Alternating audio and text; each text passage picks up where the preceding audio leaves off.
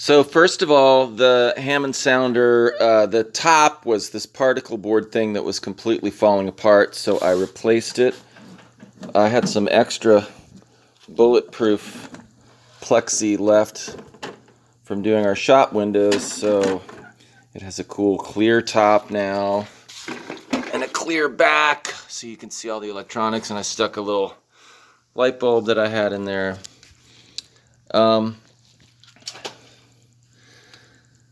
So you have to take the top off to get all this stuff, and it's kind of a pain the way the original top comes off. It slots over this little narrow thing there, and you have to pull really hard to get it off. So I thought I would replace it with this easier access thing. So the tone switches, flute, reed, horn, strings, etc. That was just a matter of using deoxit D5 I use F5 for cleaning faders, and I actually used F5 for these buttons. These cord buttons were sticking. Some of them were getting stuck down and just holding a cord forever. And I used the deoxit F5, which has a bit more of the silicone or whatever, the lubricant in it, and is good for loosening up stuck faders or plastic parts. I think the F stands for fader, maybe. So standard just cleaning took care of all that. These little flipper switches, you can get right in there behind them. I don't think you can really see so good. You can get right in behind all those switches. The other thing that was happening is all of these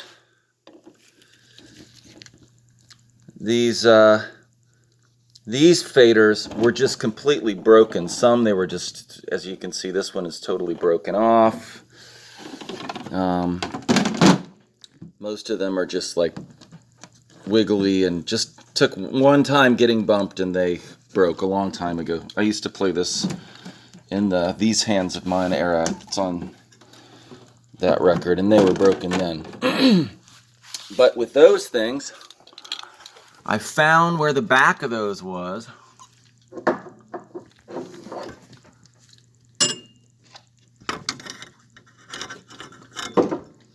Let's see. You can see, where is it? There it is.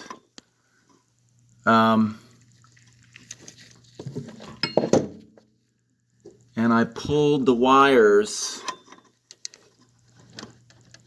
off of the little tabs that are connected to the faders. If you get in there, it'll be pretty obvious.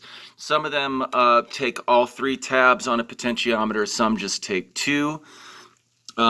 These faders were not marked, so I had to experiment with what values to use. The one that really mattered was the vibrato pot. It was acting really weird at lower values. I started out with 10, moved up to 50. It still was acting weird. And then I went up to 100K pot. That's the vibrato upside down fader. And it worked perfectly. I went actually higher to see if it worked better, and it did not. It got weird again. So that one is very finicky. And the other ones, I think, are all around 50, actually.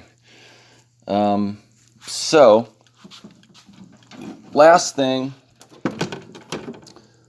that I did to get this back ship shape was this board, and I love it when things are designed like this, is all the boards.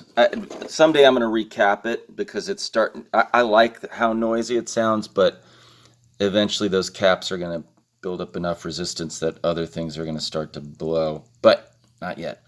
But when I do that, this board will be very easy to access because everything is hooked up via these nice multi-pin card deals. And the contacts are on the other side of this. It tells you what everything is. But I squirted some deoxit, the D5, not the lubricant one, and on all of these card contacts, and kind of worked it around, put it in and out, jiggled it around. I don't want to do it right now because the more you fuck with stuff, the more likely it gets broken. But there's one there. There's 2 on this backboard. There's 3 on this main board. And that did a lot of good. Everything